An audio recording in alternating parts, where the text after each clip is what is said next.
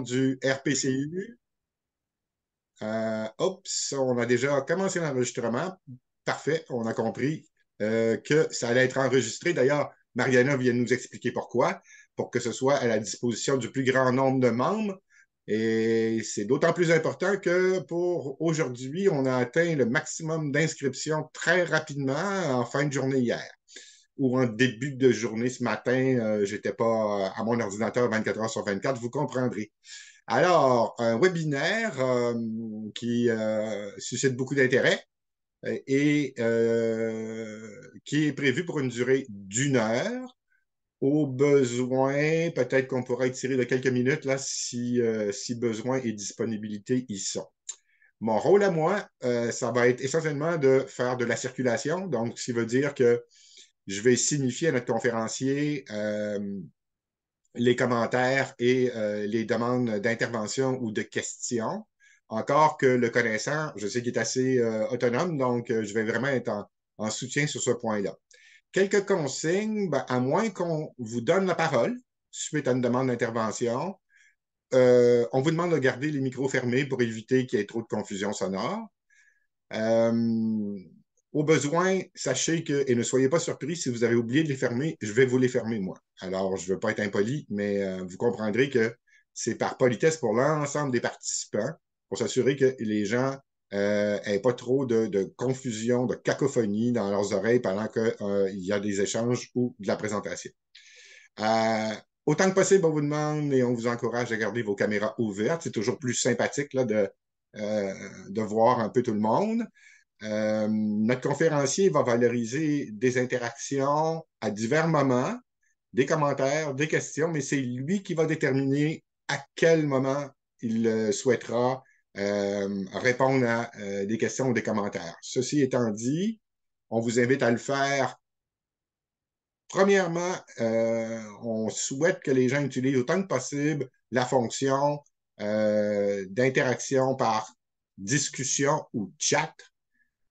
Donc, à vous de repérer où est-ce que vous pouvez trouver discussion ou chat. Et à ce moment-là, ça vous permet d'écrire un commentaire ou de formuler une question. L'autre moyen, c'est la main levée. Donc, vous avez une possibilité de lever la main, la petite main jaune là, que vous allez trouver alors qu'on vous demande des réactions. Alors, voilà. Euh, on vous prie d'utiliser une de ces deux-là. Sachez que dans le cas on est très nombreux. Donc, moi, je vais essayer de respecter l'ordre. S'il y a des gens qui lèvent des mains, au moment où André, notre conférencier, dira OK, j'aimerais répondre à, je vais essayer de respecter l'ordre. Mais si j'ai une personne qui n'a pas encore eu l'occasion d'intervenir, puis qu'il y en a une autre avant qui a intervenu 2 puis 3 fois, vous comprendrez que je vais toujours valoriser la personne qui n'a pas eu encore une occasion d'intervenir. Voilà. On vous prie d'être concis, bien entendu, parce que à 45, 50, 70, peut-être participants quand on va avoir accueilli tout le monde, c'est si on veut laisser la chance aux gens, on vous demanderait que vos commentaires soient et vos questions soient les plus concises possibles. Euh, Comme c'est déjà le cas, nous enregistrons. Et pour ceux qui n'étaient pas là au moment où Mariana nous a informés, c'est que la présentation de notre conférencier et l'enregistrement vont être disponibles au profit de nos membres sur le site web du RPCU et le moment venu, lorsque ce sera accessible, eh bien, on vous informera. Ceci étant dit, d'habitude, mais pour une raison de petits problèmes de dernière minute, j'aurais passé la parole à notre directrice Sylvie Tremblay, directrice du RPCU. Mais comme elle n'est pas là, on va profiter de tout le temps qui est à notre disposition et je vais me priver d'une longue présentation d'André Thibault, qui est notre conférencier, professeur émérite, et qui a beaucoup travaillé sur les questions de bénévolat. Il était même notre conférencier en février dernier dans un autre webinaire qui portait sur le bénévolat, vous allez voir que cette fois-ci, il prend un angle un peu plus particulier par rapport à le recrutement et la rétention des bénévoles aînés pour nos comités. Alors, je laisse André prendre la parole et puis, ben, c'est toi qui mène le show, mon André. Moi, je vais essayer de t'aider dans la mesure du possible et surtout de ne pas te nuire. Bon webinaire à tous. André. Alors bon, allez, bonjour à tout le monde. Écoutez, je vais faire vite. On m'a déjà présenté sur l'essentiel. Je suis professeur émérite à l'UQTR. Je fais de la recherche en bénévolat depuis 2001 et je viens d'en terminer une l'année passée avec 3500 répondants et aussi avec les professionnels qui s'en occupent. Alors, donc, ce qui fait que ceux qui étaient là en février, la différence, c'est que cette fois-ci, je peux même vous partager de l'information toute récente. Alors, puis si, comme on vient de le dire, je n'ai pas nécessairement une période de questions à la fin, mais je lis au fur et à mesure ce que vous écrivez. Des fois, ça me permet tout de suite d'y répondre ou d'engager. On essaye de faire une conversation. Jusqu'à date, on est à une soixantaine de personnes, là, et on a une heure. Alors, on va essayer ça se fait. Alors, allons-y. Comme on dit, j'ai essayé beaucoup d'avoir une approche qui, vous voyez l'écran, oui?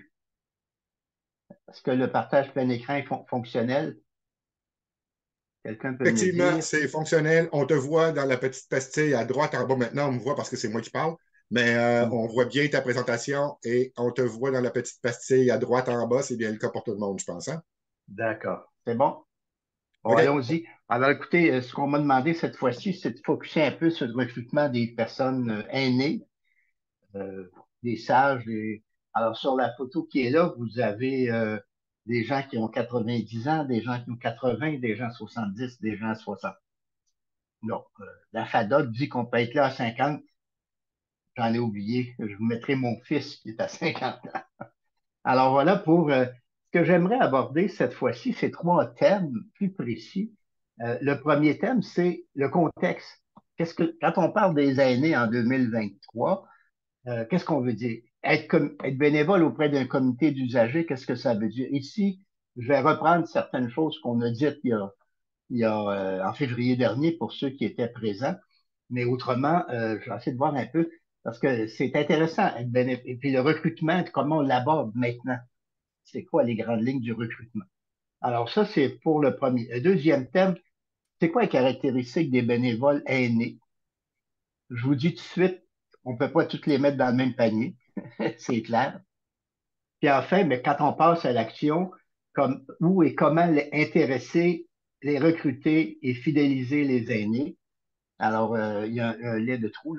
Alors, ça sera, on va essayer d'aboutir à quelque chose d'un petit peu plus précis, d'un petit peu plus concret.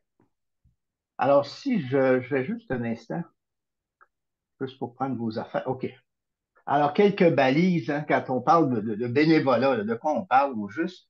Alors là-dessus, ce qui est intéressant, c'est de dire, ouais, oups, ça n'avance pas, je vais faire un petit problème technique ici. Bon, voilà. Alors, être bénévole chez vous, hein, c'est ce qu'on s'était dit la première fois, c'est quelque chose de fort passionnant à certains égards. Parce que c'est une cause qui est populaire. Hein. On défait et on fait les gouvernements sur la qualité des services de santé au Québec. On fait, alors c'est ce travail on travaille à améliorer les services de santé. C'est comme ça que je le vois. Et ça, ben moi, si on me dit, veux-tu nous aider? On travaille à l'amélioration de non seulement des services pour tout le monde, mais des miens aussi, parce que selon ce que je m'implique ou pas, il y a des secteurs qui. Alors ça, c'est une cause. J'insiste sur le mot cause ici, parce que quand on demande aux bénévoles, pourquoi vous vous engagez? La première chose, c'est parce qu'il y a une cause qui me tient à cœur.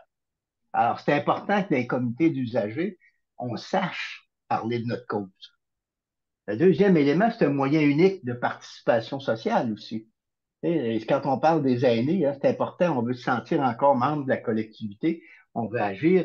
C'est un des seuls lieux maintenant où la population peut influencer les décisions. Je ne pense pas que la réforme qui soit en cours augmente les lieux de participation publique. Ça a pris six premiers ministres, cinq ou six anciens premiers ministres hier pour qu'on dise qu'il faut garder des fois des conseils d'administration où il y a des citoyens. Alors évidemment, et je pense que ces comités-là sont des comités importants. Et le lieu de recrutement, ben, vous allez voir, les gens disent, il faut que la cause me touche. Ben, c'est les usagers. Vous avez là un bassin de recrutement qui est intéressant. Par ailleurs, quand on regarde comment les gens perçoivent, souvent on les voit comme presque, je dirais, on confond avec le bureau des plaintes puis le comité d'usagers.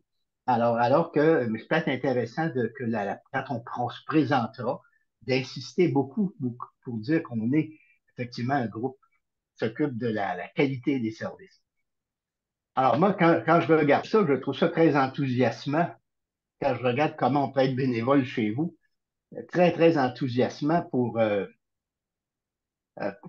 parler de bénévolat dans ces groupes-là. Je veux dire, il y avait tous les arguments pour que ça marche. Peut-être qu'il y a d'autres raisons qui font que ça peut marcher ou pas. L'autre élément qui est intéressant, c'est aujourd'hui, hein, vous allez voir que j'ai dit tout à l'heure sur la première ligne, je ne vais pas lire tout ce qui est écrit, là, comme vous allez avoir accès après, mais le premier groupe d'information, c'est se dire que les aînés là, sont de 60 à 98 ans. Sur ma photo tout à l'heure, j'avais un monsieur de 97. Ben, tout le monde ne le voit pas pareil, puis vous allez le voir aussi. Donc, comment on peut faire la distinction quand on s'intéresse. Puis, on sait que ça fait partie de ce bénévolat-là, cette implication-là des personnes aînées, fait partie d'un objectif de la politique de valoriser de la vie des aînés du gouvernement du Québec. Les villes qui sont amies des aînés s'en vont là-dedans. On se rend compte qu'effectivement, c'est au Québec, c'est encore dans le groupe des 60 à 69 ans, la dernière ligne, où l'on trouvait la plus forte portion de bénévoles, selon une étude qui a été faite en 2006. J'ai regardé les résultats de la dernière rencontre, la dernière étude canadienne avant de venir en ligne, là, puis ça se confirme. Donc, quand on parle de recrutement des aînés, maintenant, s'il reste, on va voir, là, c'est que les aînés, il faut peut-être admettre M. Dallaire, qui est de l'air à attendre. Mais les aînés, je répète, excusez, parce que mon écran me dit tout en même temps. Mais alors, ce que je vois, c'est oui, c'est un groupe important, mais les aînés, les nouveaux aînés, les aînés des boomers, les nouveaux retraités, c'est pas certain qu'ils regardent l'approche de la même façon. C'est ce qu'on va essayer de comprendre. Puis le bénévolat, quand on parle de bénévolat, il faut comprendre qu'il y a trois choses importantes. Si vous êtes, ceux qui sont ici, qui sont des responsables de groupe, qui sont des gestionnaires, ben, je pense que le bénévolat, c'est d'abord un acte de démocratie. Imaginez que les gens ne s'impliquent pas nulle part. On a des gouvernements, on n'est pas loin de ne pas être une démocratie, ou on a des gouvernements qui deviennent des compagnies qui donnent service à des clients. Alors là, on ne parle pas, mais c'est important. Et dans ce sens-là, de préserver l'engagement citoyen autour de vous, ça fait partie de la qualité et de la vitalité de nos communautés au sens large. C'est aussi un acte de générosité. Et là, c'est pour la personne. Souvent, quand on a parlé de bénévolat, on a toujours dit, ah ben, le bénévole, oui, c'est une personne qui s'engage, c'est une personne qui donne du temps. Alors, mais quand je dis le mot temps, quand on va en parler tout à l'heure, faut comprendre que le temps qu'on donne, c'est le temps qu'on a. Et des fois, il est pas peut-être pas avec les horaires que vous recherchez. On donne l'énergie, puis en contrepartie, par ailleurs, aujourd'hui, le bénévolat demande qu'on appelait un contre-don. On retire un bénéfice simplement parce que on aime ça, on a le sentiment d'accomplissement. Mais ça, de sorte que, parce que le salaire du bénévole, là, c'est le contre-don. On va en parler tout à l'heure. Hein, c'est pas de l'argent. C'est ce qu'on retire comme satisfaction. Je ne pas ça de bénéfice. Mais il y a une satisfaction à être bénévole. Et ce qui fait qu'il y a un enthousiasme. Et l'autre élément, ben, c'est sûr que c'est une main-d'œuvre. On l'oublie toujours. Ces gens sont pas juste là pour être bien, ils sont là pour produire quelque chose. Ça veut dire on a besoin d'avoir une tâche bien précise et je vais en parler aussi, mais c'est trois façons de le regarder, le bénévolat, quand on le défend. Quand on le défend, quand on le reçoit, quand on l'organise. Et la participation, c'est quand vous parlez qu'un comité d'usagers, il y a beaucoup de gens qui sont mobilisés autour de lui, il a sans doute plus de poids à certains égards. C'est un acte personnel, mais dont il faut s'occuper des bénéfices. Puis c'est aussi une main-d'œuvre qui vient fournir un service à l'organisation. C'est trois façons de le regarder au fur et à mesure. L'autre élément de contexte, Les lettres pour la liste de remerciements. Mais je vais là, te laisser le cartable, je vais le donner à Jacqueline. il y a de la concurrence à la ligne. On se croirait dans le temps d'une paix où il y avait deux personnes sur la ligne téléphonique. Alors, on est dans le recrutement. Quand on fait dans les enquêtes, dernière enquête, on demandait, ben, c'est quoi les principaux enjeux du bénévolat au Québec? Ça, c'est pas juste pour les aînés, là, c'est dans toutes sortes d'organisations. Vous voyez, le recrutement bien en premier. Le deuxième, c'est la reconnaissance des bénévoles. En bleu, c'est les gens qui s'occupent des bénévoles qui en parlent, puis en rouge, c'est des bénévoles eux-mêmes, parce qu'on avait deux questionnaires. Alors, vous voyez aussi que, donc, la reconnaissance, c'est important. Moi, pour avoir, je l'ai pas dit, mais j'ai déjà été président d'un conseil d'administration d'hôpital, président d'une régie régionale et au conseil santé bien-être. Et je vous avoue, quand dans l'hôpital, j'entendais les gens parler des bénévoles, euh, mettons qu'il y avait la perception qu'on avait n'était pas la même que celle du responsable du département de chirurgie, du moins qu'on peut dire comme comparaison. Mais alors, à partir de là, cette reconnaissance-là du rôle qu'ils ont, puis c'est pas juste un rôle de gens qui donnent du temps puis qui s'efface pour faire des choses. C'est un rôle dont on l'a dit tout à l'heure. Et l'autre élément le troisième ligne que vous avez sur l'écran, ça c'est nouveau, c'est que les gens nous disent, ça nous prend quelqu'un qui s'occupe de nous. Ça prend quelqu'un, ça peut être un bénévole dans votre groupe, mais il faut qu'il y ait quelqu'un qui s'occupe de nous. Quelqu'un qui est responsable des bénévoles. Souvent, dans nos organisations, on a toujours un président, un vice-président, un trésorier, secrétaire. Merde, écoutez, le temps des bénévoles, ça vaut souvent plus cher que le bénévolat que le budget qu'on a, qu'on devait rémunérer tout le monde. Alors, je pense que de ça, en fait, la pandémie, je vous dirais que la pandémie a été sauvée par les boomers. Quand on regarde là, qu'est-ce qui s'est passé je voulais pas vous noyer de chiffres, mais effectivement, les nouveaux retraités ont pris des places qui étaient délaissées par ceux qui vieillissaient et par les jeunes, les plus jeunes aussi. En fait, le recrutement des bénévoles, ça, si vous voyez ici, là, les facteurs sont moins importants, mais alors chez parce qu'après ça, ça va assez bien. Alors, je vais vous passer ça, mais donc, et maintenant, on l'a dit la dernière fois, hein, recruter des bénévoles, c'est systémique. C'est comme on dit que c'est le mot systémique, ça veut dire que aujourd'hui, les bénévoles, ils ne tombent pas du ciel, il faut les cultiver. Il faut cultiver la nature humaine, mais le faire comme font les nouveaux cultivateurs, avec une certaine connaissance fondée, là, non pas sur seulement le hasard, mais sur les connaissances récentes. Qu'est-ce que ça veut dire concrètement quand on parle de ça? Ça veut dire que d'abord, il faut nourrir la terre. C'est-à-dire qu'il faut que, vous allez le voir, ça prend des fertilisants hein, dans la terre. C'est quoi le fertilisant? Ben, chez vous, ça va être la visibilité de ce que vous faites.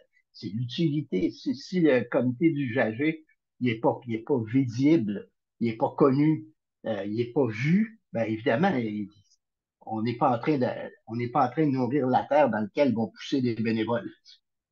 L'autre élément, il faut savoir recruter, choisir la bonne semence. Comment on recrute? Je vous dis tout de suite, un panneau bénévole recherché, nos études nous montrent que ça a une valeur d'à peu près 5 du recrutement. Alors, il y a d'autres façons beaucoup plus précises. Puis récolter, ben, une fois que le bénévole a poussé, ben là, il faut entretenir notre jardin. Et là, faut que les conditions d'exercice soient les meilleures, les plus optimales. Alors, on va traiter de tout ça, mais toujours dans le grand contexte, de dire qu'aujourd'hui, donc, il faut cultiver les bénévoles. On n'est plus pour regarder les images, on n'est plus aller faire des cueilleurs, mais faut se fonder aussi sur des connaissances, c'est ce que je vais essayer de vous présenter tout à l'heure. Alors, allons-y avec les caractéristiques des bénévoles aînés. À l'image suivante, ça s'adresse là, c'est tous les bénévoles. Puis nous, l'étude qu'on vient de terminer, on l'a fait en 2001, 2011, 2022. On aurait dû le faire en 2021, mais vous savez, il y avait une pandémie. Alors, en 2021, en 2011, la cause, les gens s'engageaient parce qu'ils voulaient servir une cause. C'est pas pour rien que je vous ai parlé tout à l'heure. Cette première motivation-là est toujours présente. Pas pour rien tout à l'heure, je vous parlais comment on parle de la cause des comités d'usagers. faut vraiment, parce que c'est ça qui est le premier élément. Deuxième élément, aider les autres.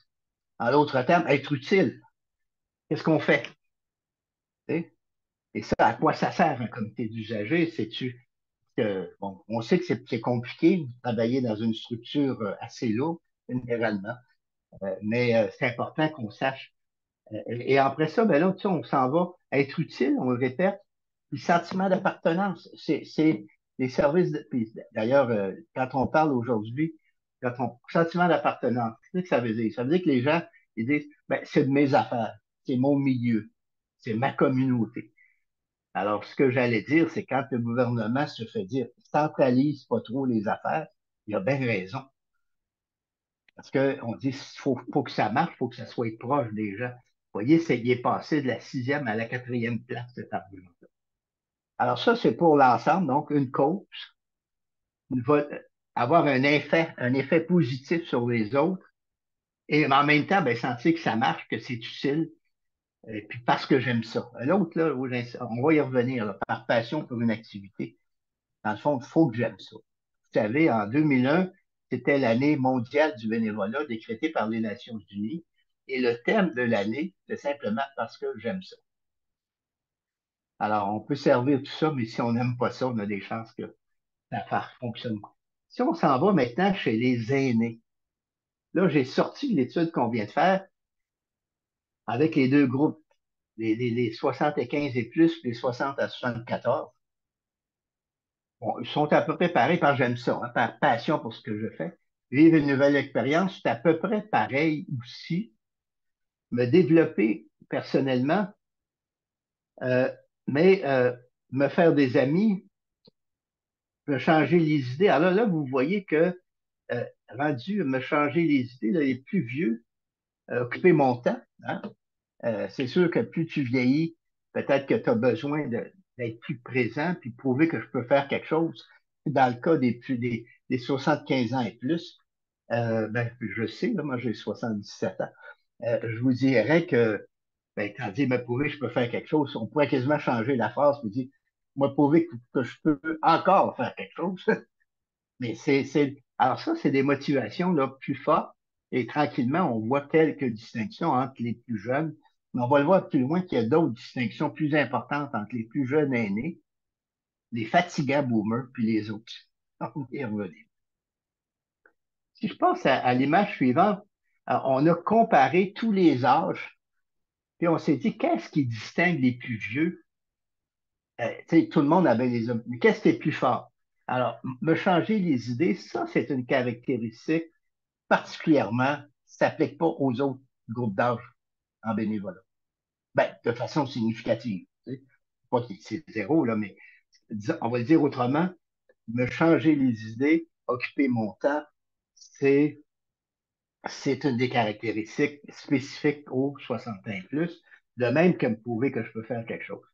Alors ça, donc, on a vu d'autres, qui veut dire que, bon, c'est pour ça que quand on va dire que c'est intéressant, que c'est du plaisir, que tu vas avoir d'autres expériences, on voit déjà les arguments, là, puis les gestes qu'on peut faire. D'ailleurs, en fin de conférence, je vais essayer de montrer les conséquences que ça a, cette connaissance-là a sur les gestes qu'on pose. Je ne sais pas de voir, est-ce qu'il y a des... Ensuite, on a demandé aux gens, c'est correct, là, pourquoi vous embarquez? Mais pourquoi vous restez? Hein? Qu'est-ce qui fait que tu restes? Aimer ce qu'on fait. Éprouver du plaisir, c'est-à-dire que non seulement j'aime ça, mais en même temps, c'est plaisant. C'est pas. Puis des fois, il dit j'aime ma tâche, mais l'environnement est plate. Et vivre dans un milieu amical, me sentir utile, et réussir ce qu'on entreprend. Alors ça, je vous dirais que si on avait à écrire, à se faire, se permettez l'anglicisme, un checklist pour savoir si nos bénévoles, ils vont rester puis ils sont bien, c'est à peu près ça qui c'est le fun de regarder. Tu sais. Ces caractéristiques-là, ils reviennent. Et moi, je vous dirais que je les retrouve, ces caractéristiques-là, depuis 25 ans que je fais de la recherche dans le domaine. C'est toujours ça qui revient. Il faut aimer ça. Alors, est-ce que, maintenant, comment on s'y prend, parce que je sais que dans votre domaine, il y a beaucoup de frustration possible. avec des machines lourdes auxquelles vous vous affrontez, un milieu qui est très, je dirais, qui est structuré qui est assez lourdement parfois. Mais ça, c'est les raisons pour lesquelles c'est les conditions si on veut fidéliser. Posons-nous les questions sur ce point de vue-là. Enfin, l'autre élément, maintenant, on s'est posé la question, mais pourquoi vous en allez? Qu'est-ce qui ferait que vous quitteriez? Et là, c'est intéressant parce que là, on compare les deux groupes d'âge. Une mauvaise ambiance. Vous voyez, en tout cas, là, les plus jeunes bénévoles, là, c'est pas mal fort. Si ça chicane, ça se critique, ça se tiraille, là, je vais partir. C'est moins fort chez les plus vieux. On dirait que les plus vieux aînés sont plus,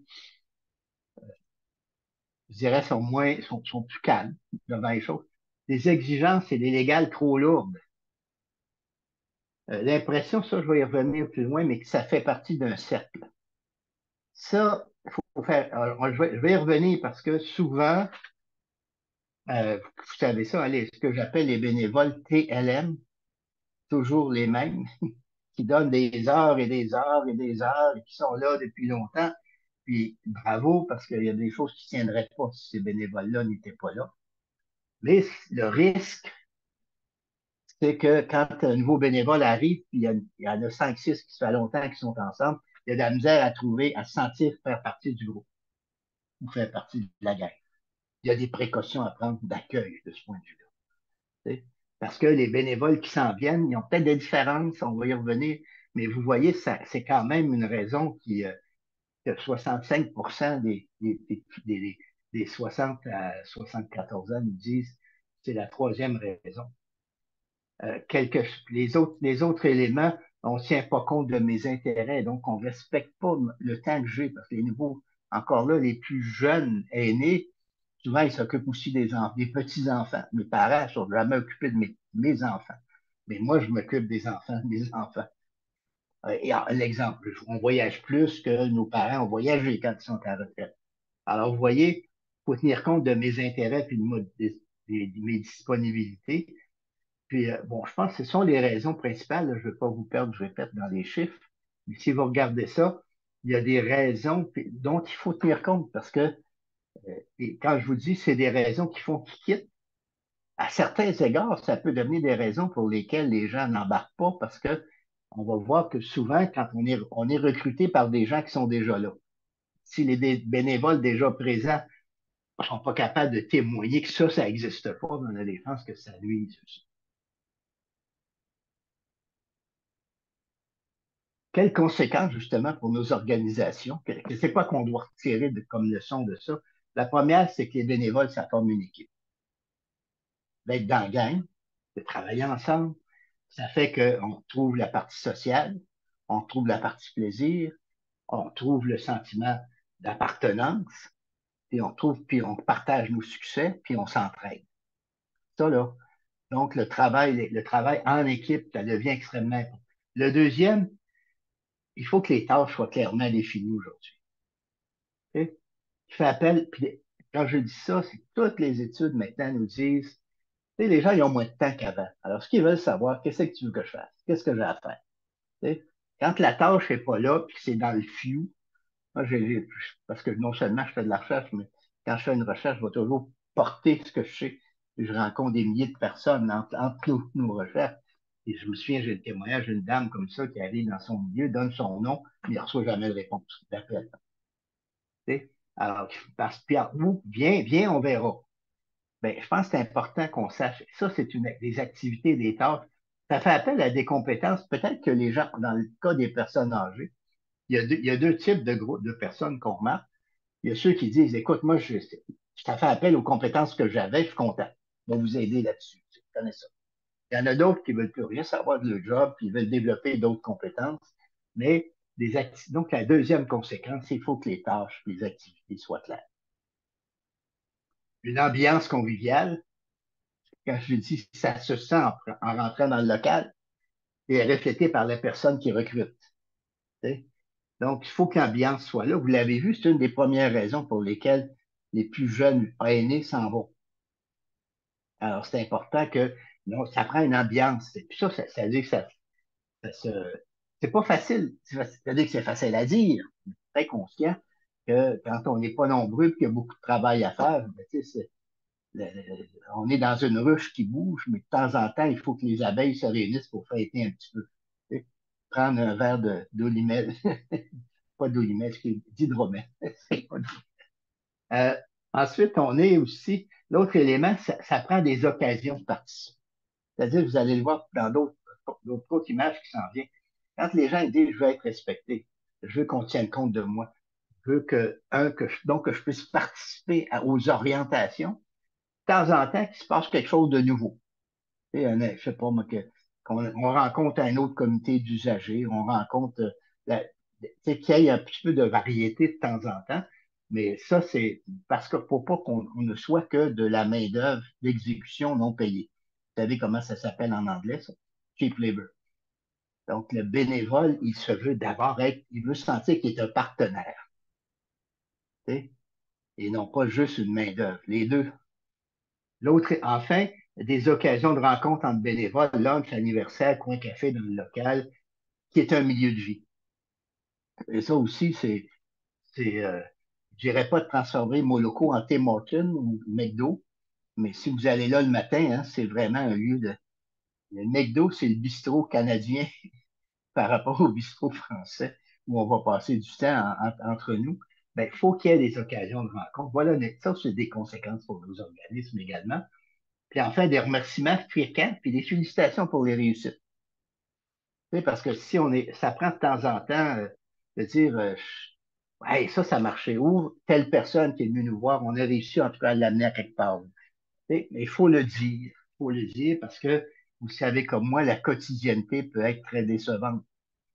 Et dans bien des cas, c'est important donc des remerciements fréquents.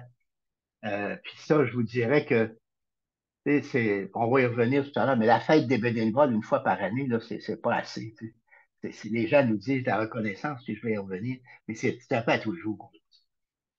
Puis enfin, ben, prendre le pouls des bénévoles régulièrement, c'est-à-dire que je pense que quand on dit que ça prend quelqu'un, où est-ce que tu n'as plus de temps pour faire telle chose, comment on peut ajuster, pas attendre que la personne dise je viens plus parce que, je sais pas, moi, je fais telle chose, puis j'ai plus le temps d'y aller. Mais ça demande maintenant, appelons-le, de l'ajustement puis de la souplesse dans nos organisations. Enfin, la reconnaissance, c'est ça que je disais tout à l'heure, quand on le demande, ça se traduit par un soutien adéquat. C'est assez important que vous me donniez les outils pour travailler ou dans l'encadrement.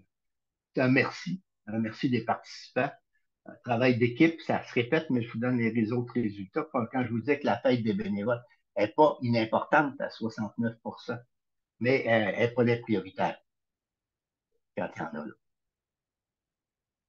Alors, qu'est-ce qu'on tient quand les aînés nous parlent? La rencontre des autres, important. Je fais le sentiment d'être utile dans l'action, le respect et la reconnaissance au quotidien et passer du bon temps. Alors, ce sont là les. Alors, je ne sais pas s'il y en a qui ont s'il y avait des questions ou des mains levées sur cette partie-là, parce que là, on va passer à la deuxième section, qui est la section où on regarde plus concrètement un certain nombre de gestes à poser. Est-ce que moi, Mon, je laisse? mon nom est Paul-Émile Le Cavalier, m'entendez-vous? Oui, oui, oui, très bien. Oui, oui, j'ai bien aimé votre comparaison entre le McDo et le bistrot français. J'avais jamais pensé à ça. Euh, bon, euh, je trouve vos schémas très, très bien, vos pyramides, tout ça. C'est, c'est bien expliqué. On sent que vous avez une approche que je qualifierais épicurienne du métier. Ça peut s'appliquer à n'importe quel métier, je pense. Même, Moi, j'appellerais ça de la passion. ouais, de la passion, ouais, mais pas trop souffrante, hein? Pas trop Non, non. souffrante. Pas trop Ben, souffrante. écoute, oui. On n'est pas là pour se martyriser, là. les, Non, les, les directeurs d'hôpitaux puis les directrices en charge. Alors, non, moi, j'ai une proposition à faire. Écoutez, j'ai fait partie d'un comité des usagers dans un grand hôpital de Montréal, l'hôpital Sacré-Cœur de Montréal, pour ne pas le oui, nommer, oui. En quelle année? pendant à peu près 9 ans, OK. jusqu'à ma démission en 2015. Ce que j'ai OK. remarqué, c'est qu'il y avait un problème fondamental au sein des comités des usagers, c'est que le budget du comité était pris à partir de celui de l'hôpital. Et je me demande, étant donné que l'argent est le nerf de la guerre et que, bon, je me demande si au lieu de relever du ministère du MSS, Oui. un comité des usagers ne devrait-il pas relever plutôt du ministère de la Justice ou d'un autre ministère en termes de budget? Oui. Oui. Vous me donnez la première réaction, je dirais pas dans un autre ministère, mais il faudrait qu'il y ait un statut différent à l'intérieur des établissements. Tu sais, parce que si on va, sinon on devient comme un, je sais pas, un UPAC des services de santé, là. Mais je pense que ce qu'on veut, Hein? c'est un UPAC, tu sais, le Ah corps oui, oui, policier qui, unité permanente d'anticorruption. ouais, tu sais, ben, faut pas, on n'est pas à ce point-là, mais en même temps, le comité d'usagers devrait relever directement des conseils d'établissement. Tu sais. Plus, par exemple, comme dans des villes ou ailleurs, les vérificateurs généraux. Tu sais. OK. C'est-à-dire qu'il faut rester dans le milieu de la santé, parce que sinon, on devient comme des enquêteurs, puis c'est pas ça on veut quand même, parce que, tu sais, puis je pense que les Là, réflexions c'est qu'on a, les Monsieur Thibault, réflexions, euh, allez-y. Non, non, non, je vous ai coupé. Excusez-moi. ah, ben, c'est pas grave, j'ai déjà fait 6 pieds, puis je suis rendu à 5,2, là, j'ai été coupé quelques fois.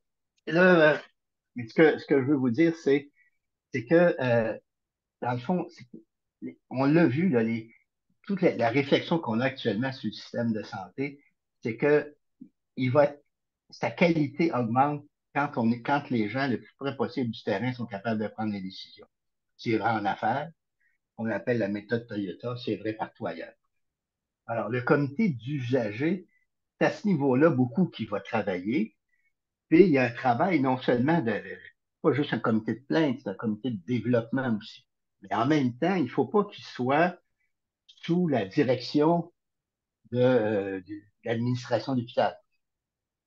Il faut qu'il soit peut-être en lien avec la gouvernance de l'hôpital. Je ne sais pas si vous voyez la différence.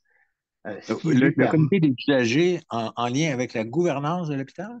oui, c'est-à-dire qu'actuellement, Avec le PDG et tout ça?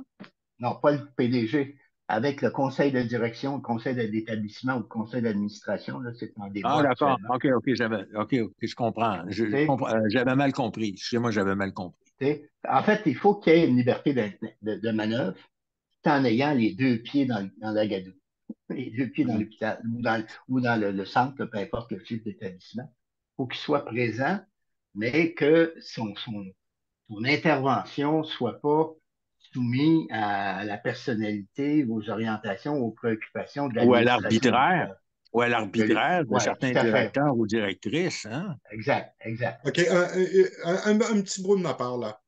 J'ai demandé d'être concis dans les échanges. Je laisse aller cet échange pour une seule et simple raison. Je n'ai rien d'autre comme demande d'intervention, ni dans la discussion, ni par les mains levées. Alors, je vous laisse aller, messieurs, mais Je vais si devoir ça reprendre arrive, parce que moi aussi, je vois l'heure qui avance, là, et je connais la durée de ce qui s'en vient. Mais Moi, j'ai j'aimerais, terminé. Moi, j'ai ouais, terminé, mais hein? Je d'accord, tiens à monsieur, mentionner, moi, j'ai terminé mon intervention. d'accord. Mais je joue sur un éléphant. Tout à l'heure, monsieur Le Cavalier, on parlait de bonne humeur.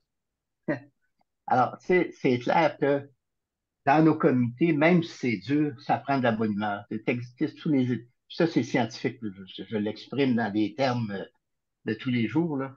Mais s'il n'y a pas cette bonne humeur-là à travers les difficultés, Mais ça, c'est la nouvelle vision qu'il faut qu'on donne maintenant aux bénévoles. Merci, André. Ceci étant dit, Madame Dupuis vient de lever la main à vous. Ouvrez votre micro, s'il vous plaît.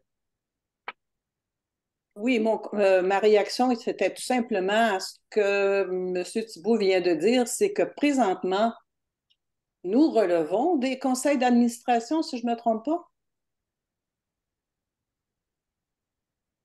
C'est vous qui le savez. Je peux pas, moi, Mais quand on va dans les documents qui nous arrivent du ministère, oui, c'est... oui.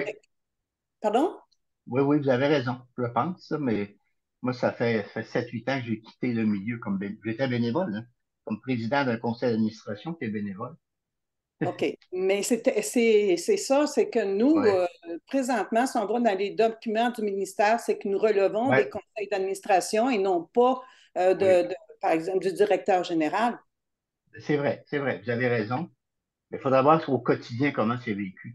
Mais vous avez raison, je pense. Mais sous réserve, là, je n'ai pas la prétention de connaître, d'être spécialisé dans ce qui existe maintenant. Là, mais vous avez sans doute, probablement pas raison. Tout à fait. Ça va? Oui. Alors, si on y allait, merci madame de la précision, c'était fort utile. Alors, si je continue maintenant, on s'en va à l'étape suivante.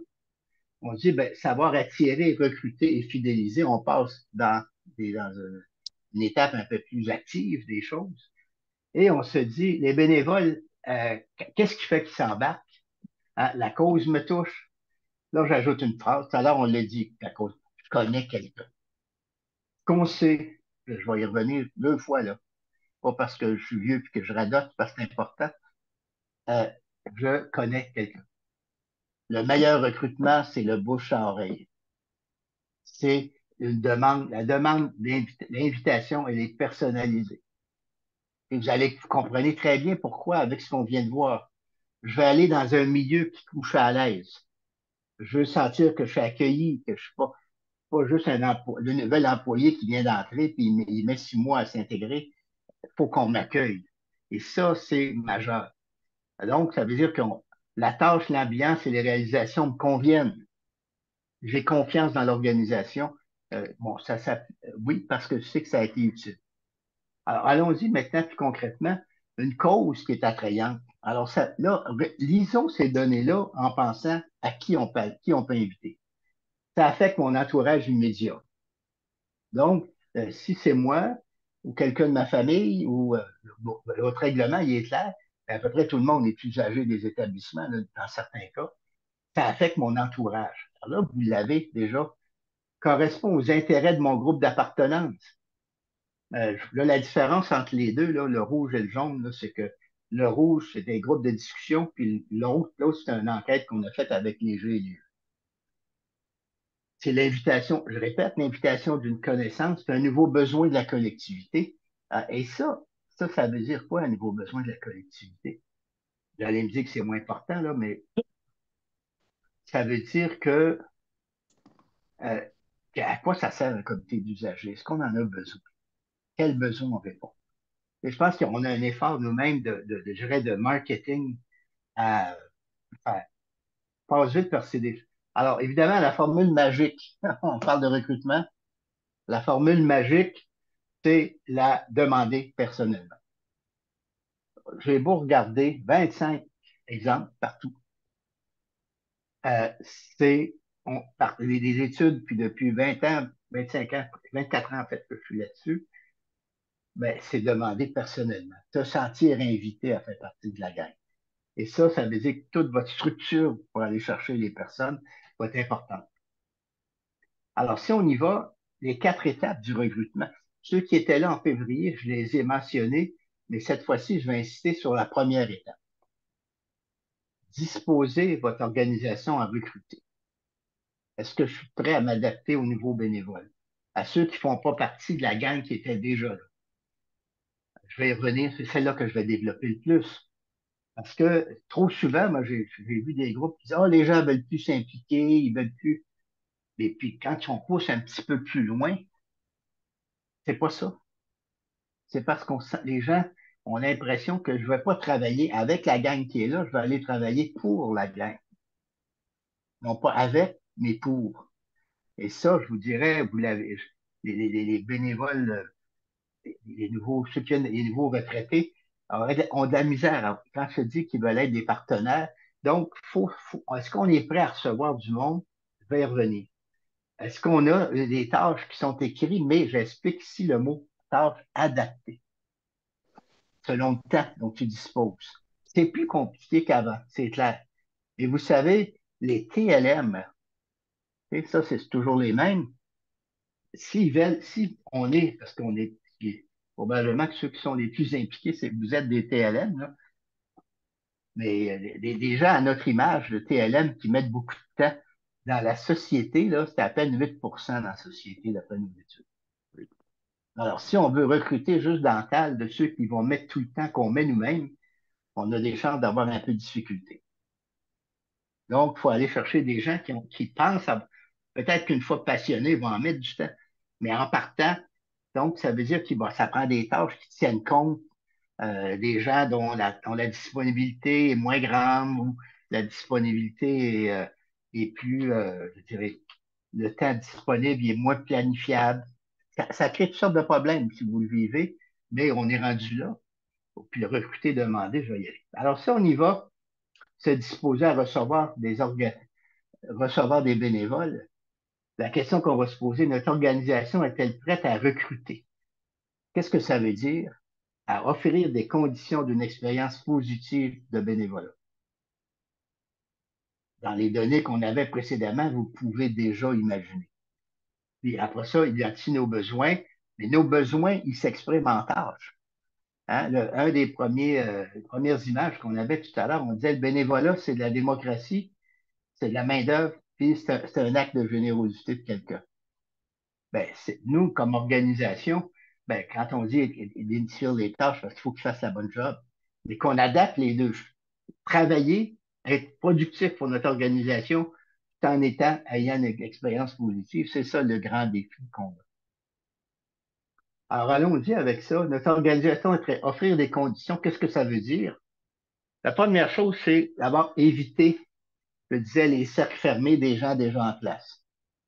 C'est pas facile parce que les gens déjà en place, ils ont du fun, sont motivés par ça. Peut-être que pour. Alors, mais l'idée, il y a deux, trois éléments qui sont intéressants là-dessus. Quand on voit le parrainage des nouveaux, c'est vieux comme la terre. Hein? Vous vous souvenez, les clubs sociaux britanniques à l'époque, et même certains clubs sociaux autres, il fallait que tu sois parrainé par quelqu'un. Mais déjà, si tu es parrainé par quelqu'un, ben, ça fait que le nouveau qui arrive, il est comme présenté par quelqu'un de la place. C'est déjà plus facile que de dire viens, puis tu n'as pas de quelqu'un qui. Alors ça, c'est important. L'autre élément qui devient dans probablement plusieurs municipalités ou plusieurs territoires au Québec, il faut tenir compte de la diversité culturelle de notre milieu. Ça a changé. Est-ce que, et ça, c'est chacun, il faut le voir, le milieu, mais si on commence à avoir un groupe d'usagers, je sais pas moi, hispanophones, un groupe d'usagers qui vient des Premières Nations, un groupe d'usagers qui vient des migrations haïtiennes, peu importe. C'est clair que si le comité doit de plus en plus tenir compte de cette diversité-là, donc de la diversité. En fait, il faut que nos bénévoles représentent la collectivité qu'on dessert. Et puis ça, ben, plus on va le faire, plus on va. Et c'est pour ça que là, il faut, étant dans le recrutement pour faire ça, ben, il faut trouver des gens de la communauté qui vont, les premiers qui arrivent. Après ça, il y en invite d'autres, mais il y a un travail de préoccupation là-dessus. Donc, ça, c'est voilà deux petits trucs. Puis peut-être que quelques-uns pourront en ajouter. Mais comment éviter les sacs fermés? Ça, c'est la question qu'on va se poser avant de recruter. Parce que, et ça, vous allez me dire, c'est sûr que ça tombe sous le sens. Sauf que dans la vie de tous les jours, ça veut dire qu'on prend un petit temps d'arrêt, on dit là, qu'est-ce que ça demande? Bon. L'autre élément, nos façons doivent s'adapter aux horaires et au temps disponible des recrues. Est-ce qu'on est capable de modifier des choses? Parce que, bon, je ne vais pas insister au début, dans le fait, je pense en février, mais les gens ont plus le temps, les temps libres d'avant. Puis particulièrement chez la première tranche des jeunes vieux, si vous voulez, les plus jeunes du groupe. mais c'est important de s'adapter. Est-ce qu'on le sait? Est-ce qu'on est capable de le faire? Qu'est-ce que ça veut dire? Il y a un travail de réflexion qu'on doit faire entre nous. On n'a pas recruté encore. André, désolé de t'interrompre. Dans une présentation qui, selon les caméras que je vois, a l'air d'être très intéressante. Le body language est bon. Peu de questions jusqu'à maintenant, mais tu m'avais demandé de t'aviser à 12h50. Il est 12h51. Comme Bon, je ben, t'ai dit, écoutez, on peut déborder de quelques minutes, mais je te laisse gérer la suite. merci beaucoup. Ben, on était à 24 sur 27 diapositives, alors on devrait normalement être capable de passer à la table tout à l'heure. Alors, l'autre, nos façons de s'adapter. Donc, convenir de façon de se présenter. Je l'ai dit tout à l'heure, mais là, je le résume. Hein. De quoi on parle quand on parle de nous?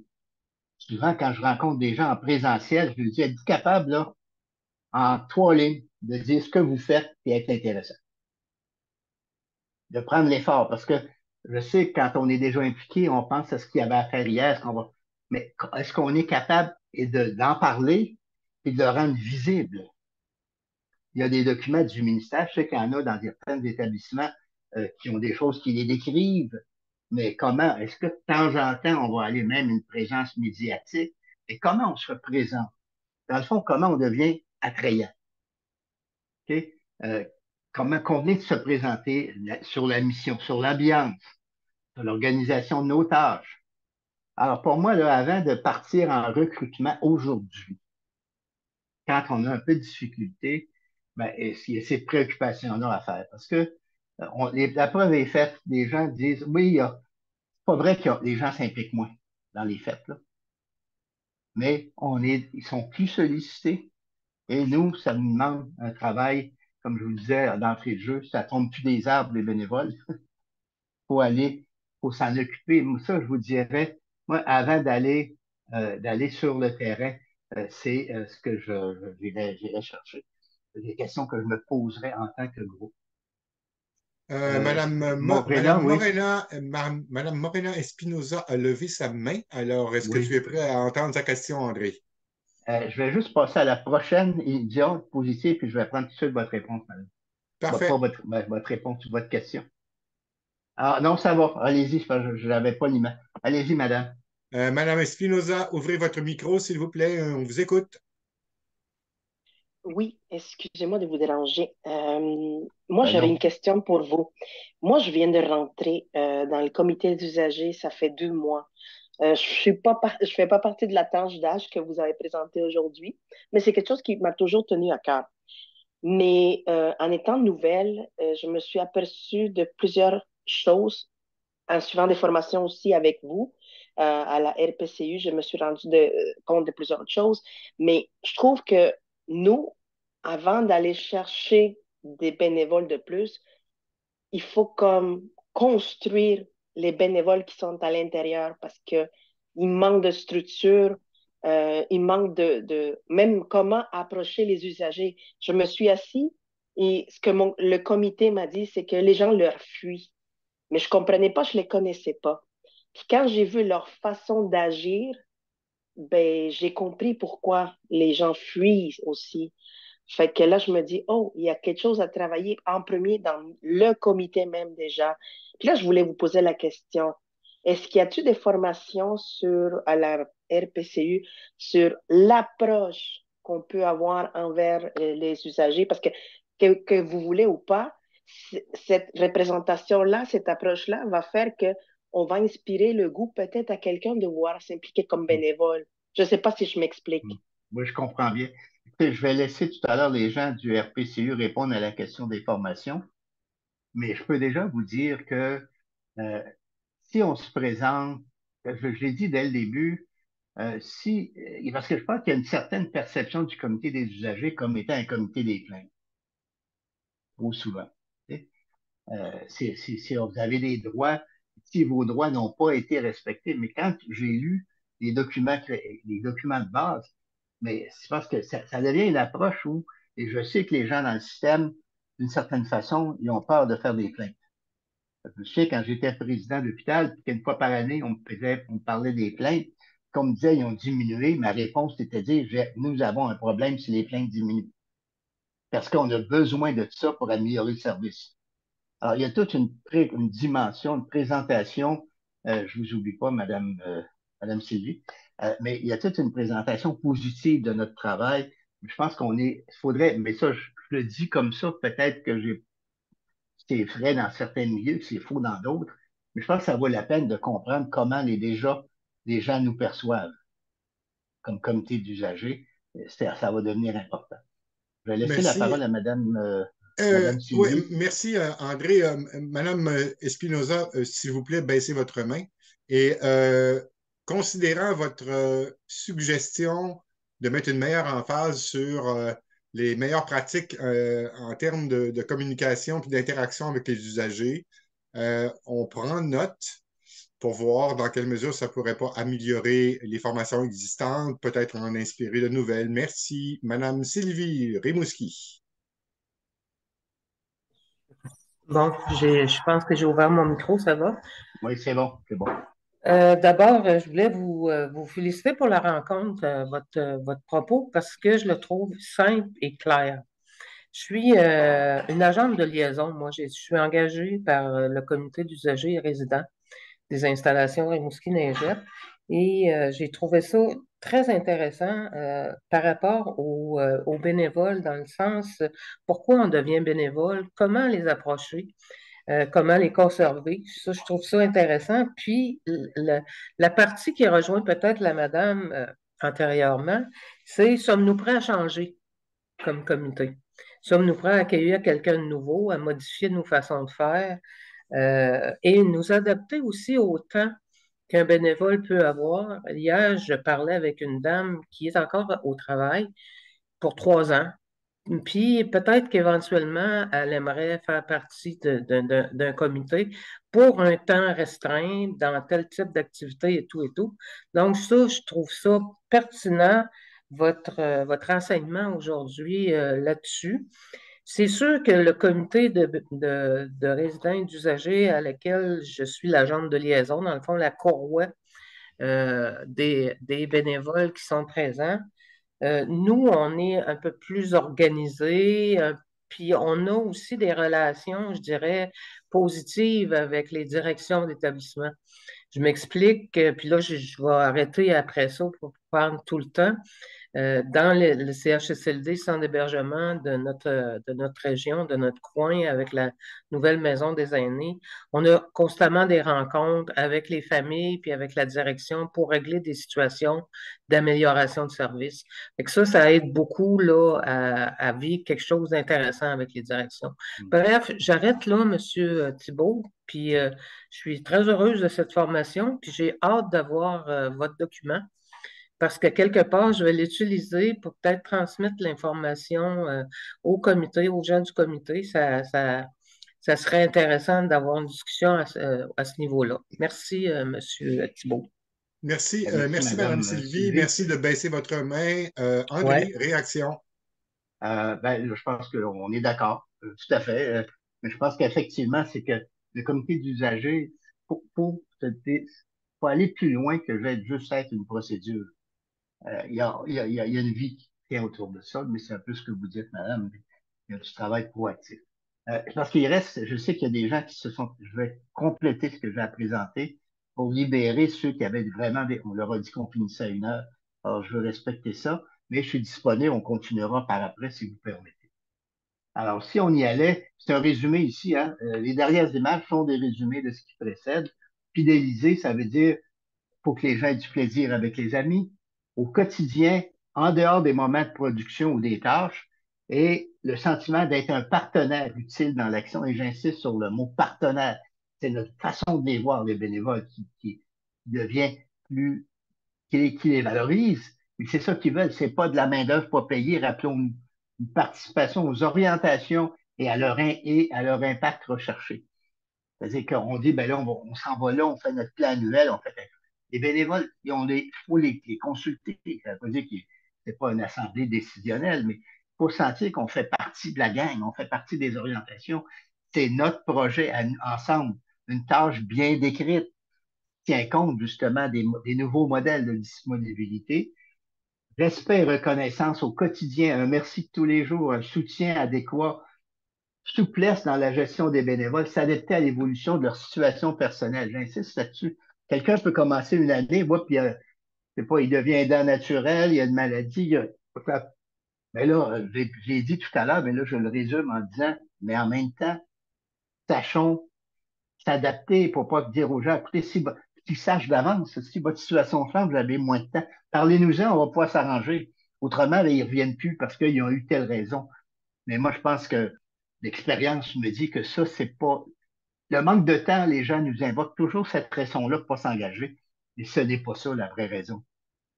Euh, pour finir sur un ton un peu plus badin, euh, moi, si j'ai pas le temps, mais si je rencontre l'amour de ma vie, j'aurai le temps d'être là tous les soirs pareil. Alors, ça va avec, puis n'oubliez pas, on parlait de la passion comme intérêt. Alors, je pense que si c'est intéressant, le temps devient moins important. Je termine en disant, maintenant, il faut, dans la collectivité, hein, quand on disait tout à l'heure, quand je faisais l'analogie avec les semences, il faut devenir attrayant. Il faut que notre action soit visible dans notre milieu et dans la communauté, pas seulement dans l'établissement non plus. Visibilité des bénévoles et de leur action. Il faut qu'ils soient connus. Les bénévoles ne veulent pas qu'on le fasse, là, mais en même temps, partenariat avec des organisations, des fois, qui peuvent vous aider. Je le dis ça, je vais lire. J'en ai parlé la dernière fois, mais c'est important parce que il y a des centres qui sont spécialisés en bénévolat, comme les centres d'action bénévole, qui pourraient peut-être nous aider. Certains ont même développé des outils pour répondre aux besoins des gens, mais sachons les utiliser aussi. Et alors voilà, je suis 2 minutes en retard. Alors, s'il y a d'autres questions et commentaires, mais ceux qui avaient des engagements, je vous remercie beaucoup. Merci André. Et effectivement, on va prendre les questions ou commentaires qui pourraient s'ajouter. Ceci étant dit, on vous remercie de votre intérêt, de votre présence, de votre intérêt pour ce sujet-là. Et on vous a transmis, vous devrez avoir reçu dans votre boîte courriel vers 12h30, une invitation à évaluer ce webinaire. 5 petites questions. Merci de cliquer sur le lien et de compléter. Ça nous aide à être en processus d'amélioration continue. Alors, André, oui, je vois Mme Blais qui a une question pour toi. Mme Blais, à vous. Ouvrez votre micro, s'il vous plaît. Madame Blais? Madame Oui, Blais, votre bonjour. micro. Alors, félicitations, merci beaucoup. C'est une formation très, très intéressante qui fait le lien entre la réalité, je crois, du terrain et vos expériences dans vos études. Alors, c'est très, très, très intéressant. J'avais juste un petit commentaire, une autre suggestion que le McDonald's, qui est d'origine américaine, je dirais peut-être aussi le Tim Hortons, qui est d'origine canadienne. OK. Et même, j'ajouterais, je travaille actuellement avec les centres communautaires de loisirs et ils sont en train de vouloir devenir des troisièmes lieux comme ça. Et je pense que dans certaines villes, c'est aussi le mail du centre d'achat. J'ai vécu longtemps à Trois-Rivières. Il y avait à peu près 300 personnes âgées dans le centre d'achat. Il y avait des clubs de marche dans les corridors. Et alors, les gens ont approprié faute de mieux. Tu sais. Alors, j'arrête. Mais il reste que quand tu es impliqué comme bénévole, c'est ça que ça veut dire à quelque part. Ben, le lieu où tu es, ben, c'est important qu'il y ait du temps, qu'il y ait une place pour flâner, pas juste pour aller travailler. C'est tout. Merci, madame. Oui, tout à fait. Par rapport à cet enjeu, Parfait. Merci. par rapport à cet enjeu des lieux d'appartenance, il existe une association avec plusieurs centres locaux qui s'appelle l'Association québécoise des centres communautaires pour aînés, AQCCA.org. Si vous voulez voir un peu, il y a une 60aine d'organismes membres qui sont sous la signature pour, par et avec les aînés. Alors, ça peut combler en bonne partie ces lieux d'appartenance qui soient autres que McDonald's. Voilà. Ah, ouais. André, oui. Non, mais j'allais ajouter les centres communautaires de loisirs, l'étude que je suis en train de mener avec eux, me montre qu'au quotidien, ce sont des aînés qui sont chez eux, ils l'ont transformé en troisième lieu, c'est un concept intéressant. Mais on peut en parler pour l'ensemble de la société, mais j'insiste pour dire que c'est vrai dans notre propre local de l'association. la personne puisse, je le répète, là, mais pas juste arriver là et se mettre au travail. Tu sais. Il y a plus que ça. Il faut qu'on ait le temps entre nous de se rencontrer, de se parler, puis des fois de décompresser parce qu'il y a un peu de frustration des fois dans le travail qu'ils font. Alors, c'est intéressant de compter sur les autres. Voilà. Alors, il reste Mme Lépine. Est-ce que c'est terminé? Non. Oui, Non, oui, Madame Lépine, oui, la main levée. On vous écoute. peut-être juste un conseil en partant. À la base, notre difficulté, c'est d'arriver à intéresser des gens qui ont surtout les habiletés nécessaires à faire les tâches, là. Ouais, La plupart, on a des résidents qui sont intéressés, mais avec très peu la possibilité là, de donner ouais, des commentaires sur des contextes, sur les habiletés administratives surtout nécessaires sont ouais. vraiment difficiles à trouver ou à Hmm. intéresser à des gens. Ouais. Vous avez tout à fait raison, Madame Lépine. C'est pour ça que dans le début, hein, on disait que c'est des gens qui sont aussi au service de l'organisation. Faut qu'ils remplissent des tâches. C'est ça. L'idée des fois d'avoir des parrains peut être intéressante. Si vous avez quelqu'un, peut avoir des gens qui tranquillement vont devenir habiles sur certaines tâches. Là. Mais c'est une difficulté dont vous avez J'ai tout à fait même raison. juste l'ordinateur est vraiment même pas habile pour la plupart. Là, Oui, oui, oui. C'est c'est vrai. Mais là, ça peut être intéressant aussi de les soutenir, mais parce que vous n'êtes même pas tout le temps obligé chez vous de le faire. Tu sais. Je pense que les centres dont on parlait tout à l'heure, tu dis, ben écoute, on va t'aider, puis il va falloir aller t'habituer à quelque part à le faire, s'ils le ouais, veulent bien, bien sûr. Hein. Il y en a qui ne le veulent pas, là, mais on sait bien. faut quand même qu'il y ait les habiletés. Ouais, c'est ça, vous avez raison. Heureusement, il y a aujourd'hui l'apparition du PAD, en fait, depuis une décennie, qui rend les choses un peu plus conviviales. Moi, pour avoir consulté beaucoup d'organismes qui donnaient de la formation sur ordinateur, aujourd'hui, ils donnent les formations sur les pads parce que c'est plus simple. Ceci étant dit, ça demeure un enjeu. On vous entend, Madame Lépine. Ouais. Mais parlant d'enjeux et des commentaires qu'on a, je ne veux pas dévoiler grand-chose en disant que je suis en train de discuter avec la directrice générale là, sur d'autres types de formations qui complètent ce qu'on est en train de faire. Alors, je pense que celle sur la relation avec les usagers, avec les gens, on pourrait l'ajouter éventuellement dans le panier des services de formation. Alors, sur ça, ben, bon appétit à tout le monde. Ben, à défaut de la présence de notre directrice, malheureusement, encore une fois, qui a eu une urgence de dernière minute, André, je te remercie infiniment pour ta générosité, la générosité de tes propos, leur intérêt. Je rappelle aux gens que nous aurons, nous avons enregistré et que cet enregistrement, de même que la présentation d'André, seront disponibles dans les prochains jours. Peut-être au début de la semaine prochaine, je ne saurais pas vous dire. Ceci étant dit, on vous remercie de votre présence et puis on vous souhaite une bonne fin de journée. Merci. Merci beaucoup. Comme ça.